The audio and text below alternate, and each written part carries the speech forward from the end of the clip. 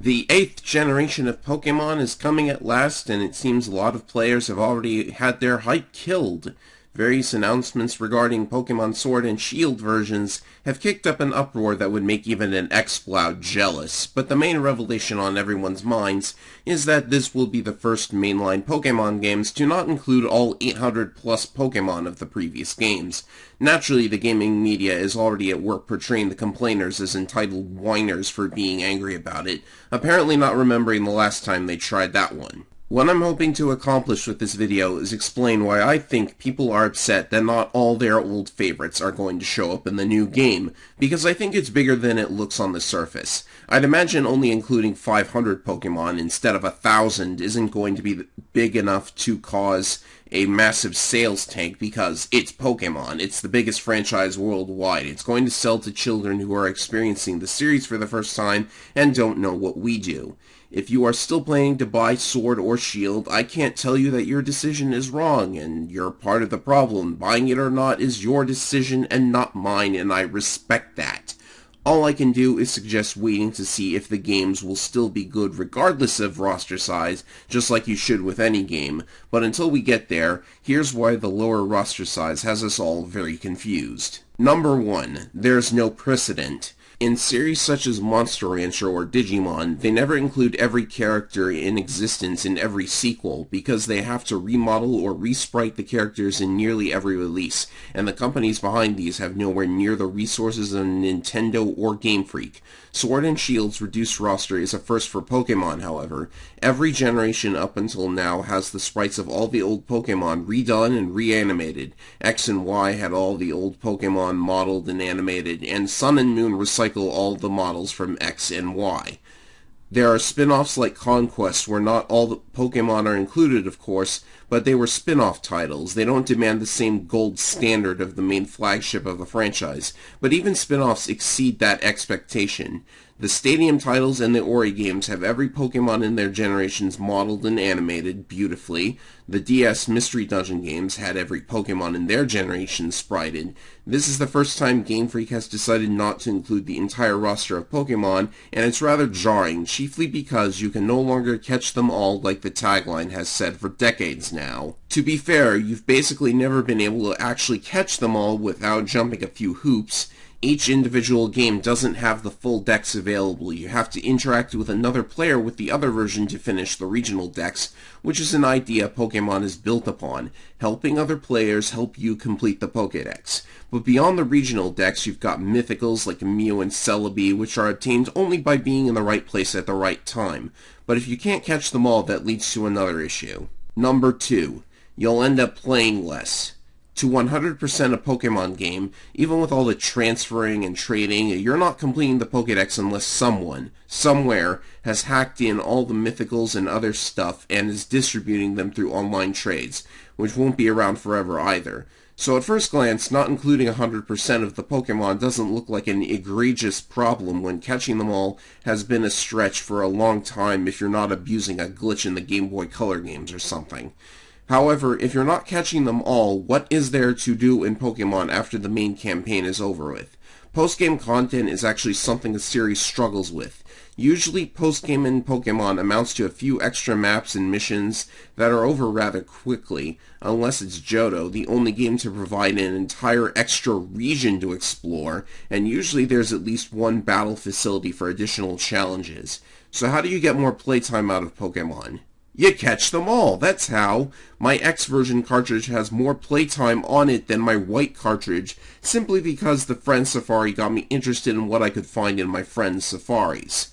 My playtime came from actually pushing the Pokédex as far as I could get it, because Arceus knows the storyline wasn't worth the time and the battle facility in this generation and the next was boring and devoid of features. Less Pokemon to catch and raise means far less playtime, and if that doesn't sound like a problem, then what are you paying $60 for anyways? And maybe we will get a decently challenging campaign with a good amount of post-game. I don't know, we'll see. Another related issue is the cloud services they're offering for storing your Pokemon online. Interesting how it's a paid cloud service instead of a local memory card or something, right? Anyways, we don't know who's in or not yet, so if your cloud storage has a living Dex stuck in it, You could be waiting a while until a generation comes along where they can leave cloud storage. So I hope you're happy paying for the service over and over until that day comes. But if you're still thinking that this isn't that big a deal by itself, that's probably true because... Number 3. You broke Camerup's back. Being a Pokemon fan can be as frustrating as it is enjoyable and rewarding. This is because most good ideas Game Freak comes up with don't stick around for very long, and it's very strange that they would throw away nearly every well-received idea that occurs once or twice and never again. Including only a fraction of the many Pokemon they've created is what I feel is the straw breaking the Camerup's back here. It's not the removals by itself that frustrates us. Hey, remember secret bases? Remember contests? Remember the underground? Remember when your lead Pokemon followed you around on the world map? Ooh, that one only came back in Let's Go. What about extra dungeons or missions involving a legendary? How about the Versus Seeker or the Dex Nav? Difficulty levels? Remember when there was some semblance of a plot?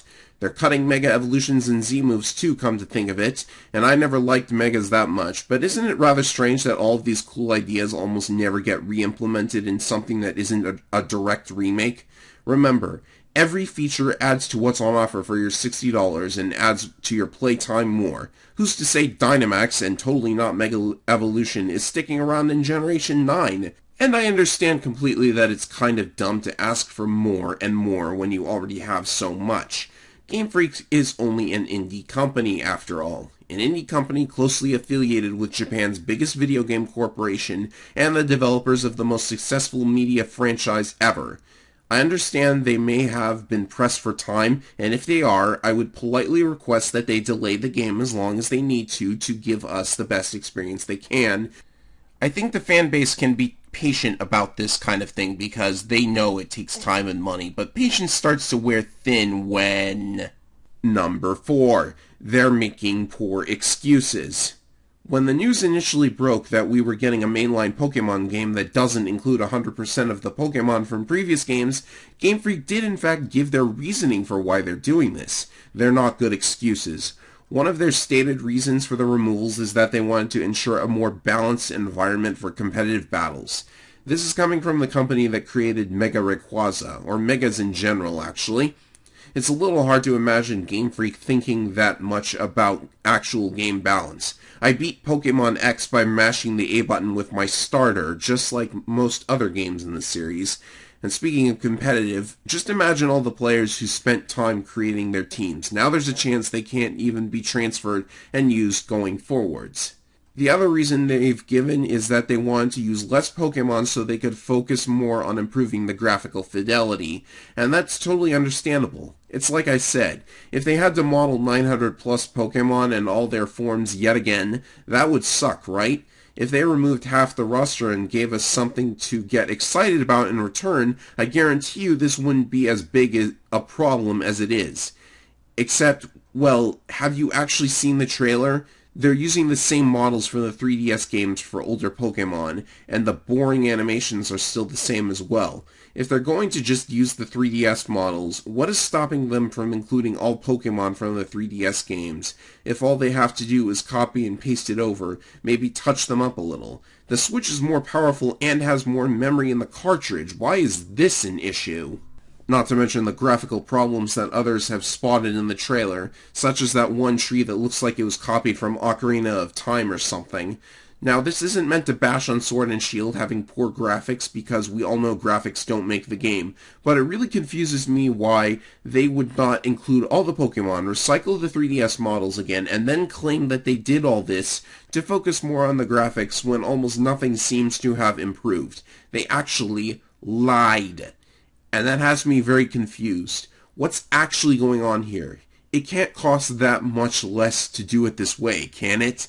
Are we getting Pokemon Zweihonder next year, with the selling point being that it does in fact include all Pokemon like we all wanted? Is that the strategy? That'd be horrendous if it were true, but little else makes any actual sense, and it doesn't even have to because...